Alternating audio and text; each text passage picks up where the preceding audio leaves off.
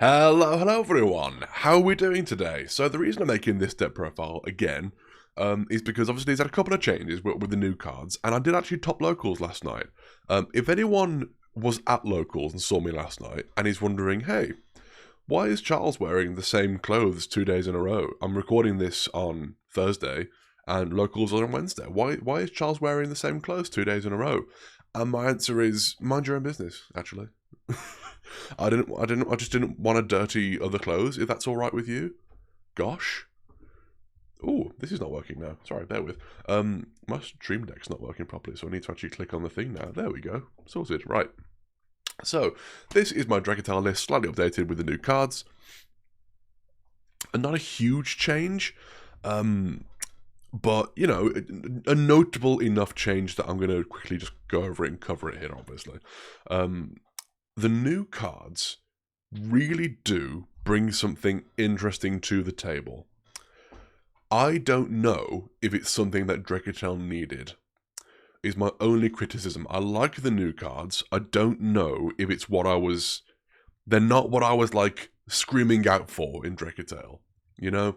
I would have loved, like, some starters and extenders, because we have those, but... one or two more, you know, like a true one-card starter for Dracotail would have been insane, but, you know, it's not that what we have is bad, it's just that I'm still trying to figure them out and trying to sort of work out how best to use them and whatnot, you know, but anyway. So we've still got 3-5 mana, because if you're not running 3-5 mana, you're clearly playing Genesis, because otherwise, no, why else would you not? 3 Lucius, same reasoning. 3 Malulu, you just need these cards. These are your starters, your fusions, your combos, your searches, your bits and your bobs. Still on 2-pan. I just like 2-pan. I think 2-pan works well. 2-pan's nice because you can obviously have the option of top decking one. Just on turn 0, it makes that a little bit more consistent, makes your ball breaking a bit stronger, so I like having 2. I don't think you need 2, you can definitely run them at 1, I like it at 2 at the moment. 1 Urgula, just the same sort of rich. Urgula's just a fantastic card. I don't necessarily want to. It is a ball breaker. However, you don't generally want to pop spells and traps as much as you do monsters, obviously. So, you know, I'm not saying you don't want to do that ever. Of course you do. But I'd say Pan's a little bit better than Urgula. For ball breaking, for comboing and getting resources back, Urgula's way better. But there you go. And then 1 Frixel. So, Frixel's the new card. If anyone doesn't know what Frixel does, when it's summoned, you special summon a Dracotail monster in your graveyard, except a Frixel, and then, after you've done so, you then return 1 monster you control to the hand. Doesn't need to be the monster you summoned, and it can be a Frixel, or it can be something else. So Frixel is really good. It's a good card. But I'm trying my best at the moment, through lots of testing, to figure out how and where best to use it. You know? And I'm struggling with that, because there are some cases where it just seems very strong and game-winning. I don't know that it actually comes up that much. If you were to run a Dracotail deck and never put Frixel in, I think that would be fine, quite frankly. Because, as you know, the pace of Yu-Gi-Oh! Nowadays is that within the first 2 turns, maybe 3, the game's decided. You know, the game is decided, first turn, second turn, go next. First turn, second turn, go next. And that seems to be the way things go most days. Frixel's like a turn 3, turn 5 card. You don't often really use it in your first turn. I don't know that it's never, but it's not often. So I'm really trying to figure out how you best use Frixel. It's not a bad card in any way. It's a very good card. I'm trying to figure out where you best use it. I'm maybe not the most talented player to figure that sort of thing out, but it is good. It is very good. I like it a lot. It does come up. It is strong. Just trying to sort of work it out in my head. It's like a turn 3 card. It's a turn 3 card, and you do want it at 1. I don't know that you need it at 1, though. If you were desperate to try and cut down to a very small Dracotail engine, I think Frixel is the first card that would go, quite frankly. But that's just my sort of early days testing opinion, you know? Still on 3 Cartesia, because I just think it's the best non-engine engine, if that makes, like, the non-archetypal starter. I think it's very good. I had this discussion last night with another Dracotail player. I think that King of the Swamp is much better in a mirror match, but I think this is better in every other situation. So I might start siding King of the Swamp, but it does mean I have to start siding the whole package with the extra deck stuff as well. So it's a little bit of a weird one, because I just think that being able to go into Dragoon is so strong in the mirror match. It's really good. It's really, really good in the mirror match. And you obviously, and like Chimera and whatnot as well. The mirror match, you want that extra bit of like, what would you call it? Variety, I guess. And Cartesia doesn't offer you that much, other than like being able to go into level 12 synchros, which you can, make an argument I could put more of those in. So, yeah, Cartesia, like it a lot.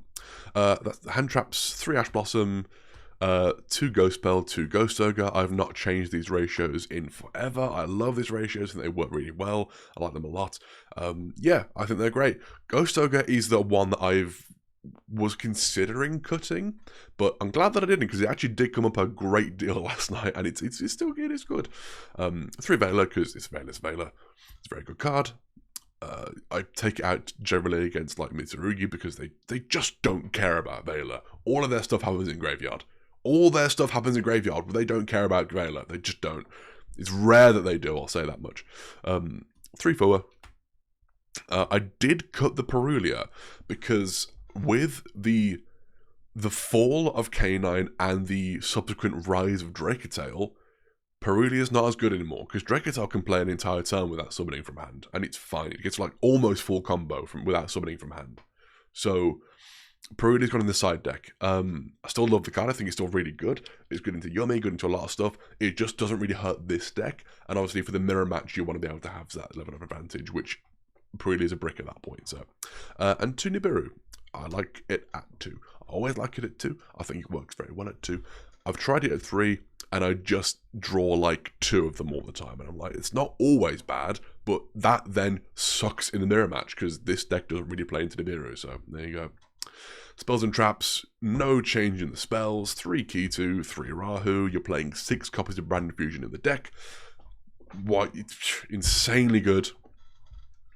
I actually looked into and maybe would consider using the branded version of the deck, because it does give you branded fusion, so it does give you more options to fuse and more extenders and whatnot. And then I am playing 1 copy of Sting, along with 1 copy each of Horn and Flame still. Again, Sting is a card that annoys me a bit, actually, because I feel like I have to play it because of how strong it is. Having these 3 traps, they're all very good. These are good, strong traps. Each and every one of them is a brick that you never want to see in your opening hand. All of them. Unless you're going first and you don't mind seeing 1, quite frankly. You don't mind seeing 1 if you're going, but you don't hate it. It's not great, but you don't hate it. Going second, they suck. They're a really weird card. And again, it's this thing of like, the deck didn't need another trap. It needed something. Needed some stuff going on, didn't need a trap. So it's a really strong card, and I do side 1 or 2 of these out when I'm going second, depending on what the matchup is. But yeah, Sting is like, it's so good that I feel like I have to play it, but then I get so frustrated because again, I'm bricking on more traps at that point.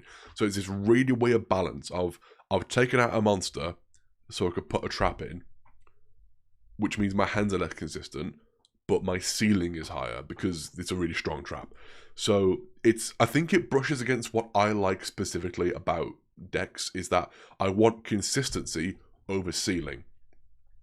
I play pure builds of decks because they offer consistency over ceiling. You can get a higher ceiling by implementing the Fiendsmith cards into this deck. Not anymore because Moon's gone, but still. You can get a higher ceiling by implementing the branded stuff, the Magister stuff, all that sort of thing. But your consistency falls when you do that. And I prefer consistency over anything else. And this damages consistency. But it does have a higher ceiling, so it's a little bit frustrating. I've considered putting 1 just in the side for when I side for going first. Might still do that. We're working it out. We're early days testing.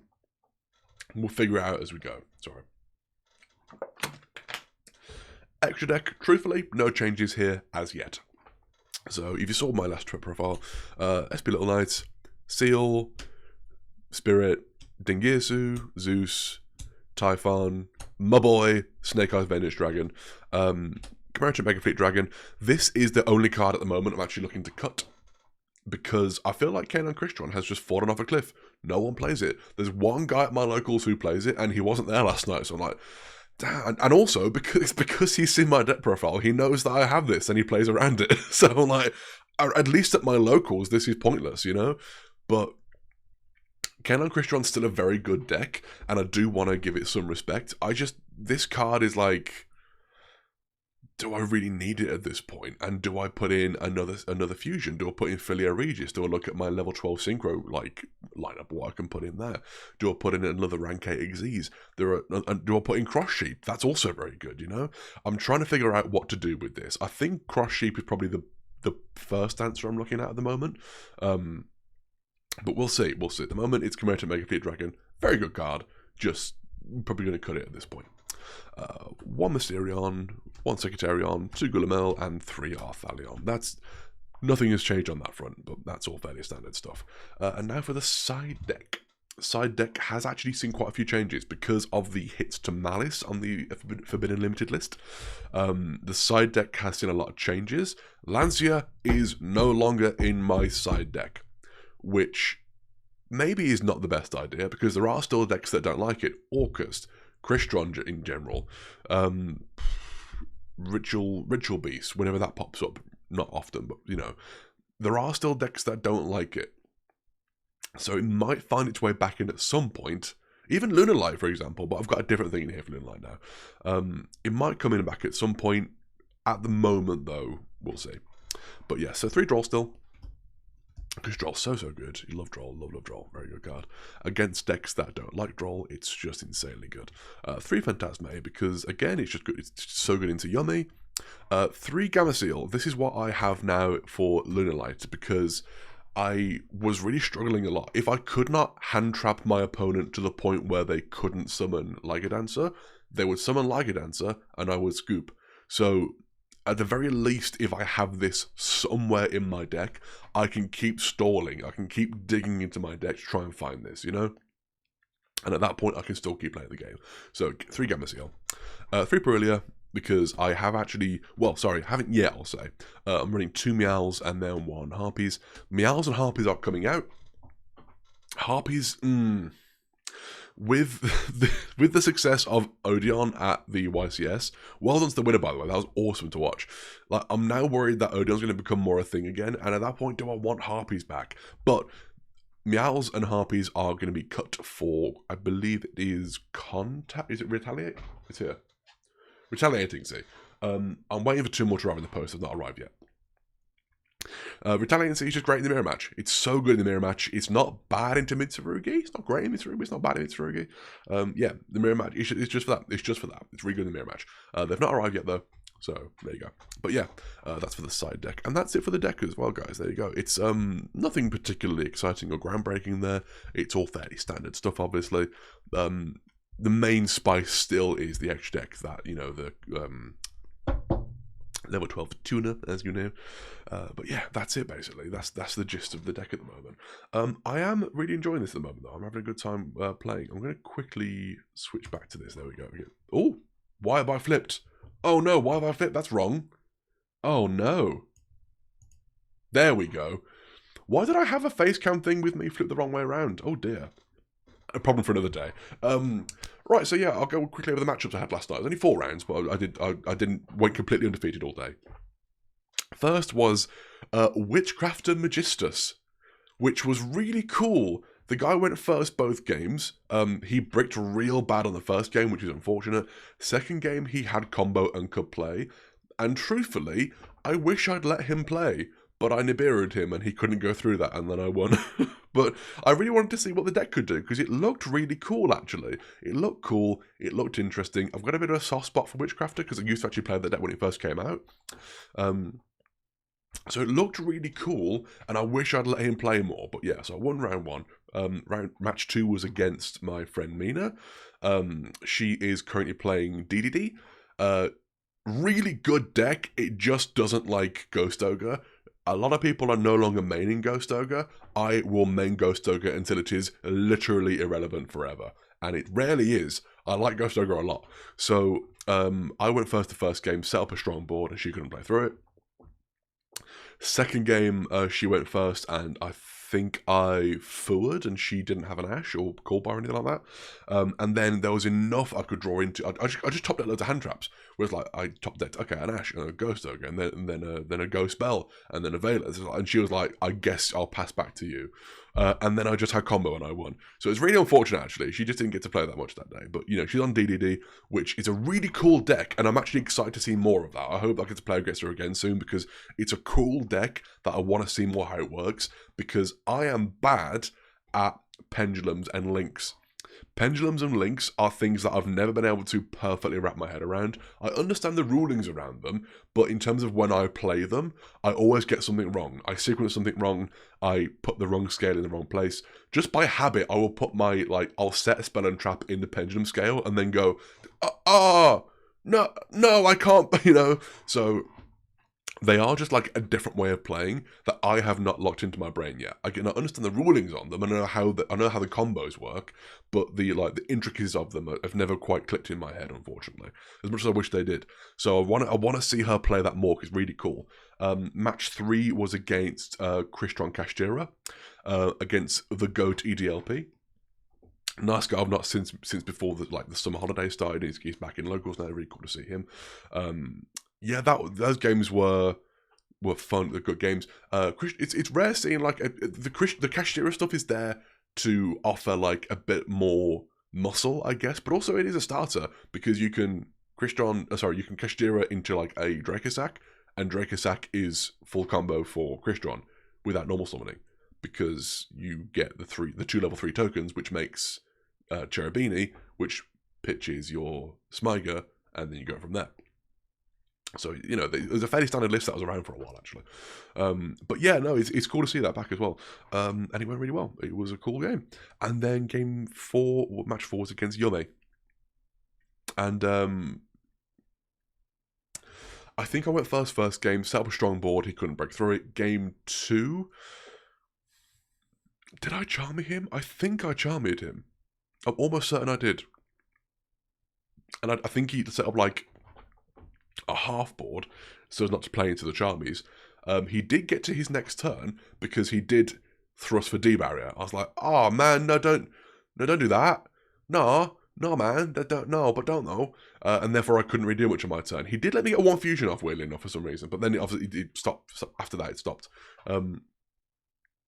So that was that's what happened there, and then I managed to get the game win there as well. Truthfully, at the moment, as much as I love Dracotail and I want to learn how to use Frixel better and understand it more, I'm actually thinking of taking a little break from it for the time being. I might jump over to K9 Crystron, because that deck is fun. It's going to take a lot more learning, because there's lots of different pathways to take with it, quite non-linear in how it works. I'm trying to figure out if you want to play 3 Noroi, not 1 Noroi, or no Noroi, because to be fair, the deck was working fine. Even with the hit 2 inclusion, you just played 2 more Smyger, and the combo didn't change that much, truthfully, because you get to a point in the combo where you want to use Riverstormer to add Scrap Recycler to hand, and then normal summon it to send Smyger, and then send something else, because you can recur it with Clockwork Knight. But if you've normal summoned Smyger for your first thing, you can still do more or less the same thing. So normal summon Smyger, Clockwork Knight, Smyger effect, get inclusion, go from there, do all that. When you get to the point when you're doing that, Riverstormer can also send to the graveyard, and then you've already got Clockwork Knight on the field, so you just Riverstormer, send Scrap Recycler to the graveyard, Clockwork Knight effect, send Riverstormer, summon Scrap Recycler, use it to effect, you get the other thing graveyard you needed. So with the limiting of inclusion, your lines didn't change that much from my understanding. Like, there wasn't actually a huge difference in how the deck worked or inconsistency. It just kind of played harder into Droll and whatnot, and it just into Ash and bits and bobs. So it was not like it did hurt the deck, but it didn't hurt the consistency of the deck. It just made the lines a little bit weaker. But I'm now trying to figure out if you want to play Noroi in the deck. And Noroi seems good. It seems kind of tailor-made for that strategy with it being a machine and whatnot. But I don't know. I need to work it out and see what other people think about it, truthfully. But yeah, so that's my thoughts at the moment on that. What I might be playing going into the format at the moment. We'll see how it goes. Dracotail, still my favourite at the moment. Dracotail best deck. Woo! And yeah, that's it. I appreciate you guys for watching. If you have any thoughts, any questions, anything like that, by all means ask me in the comments. Yeah, have a lovely day. See you soon, guys. Take care. Much love. Bye-bye.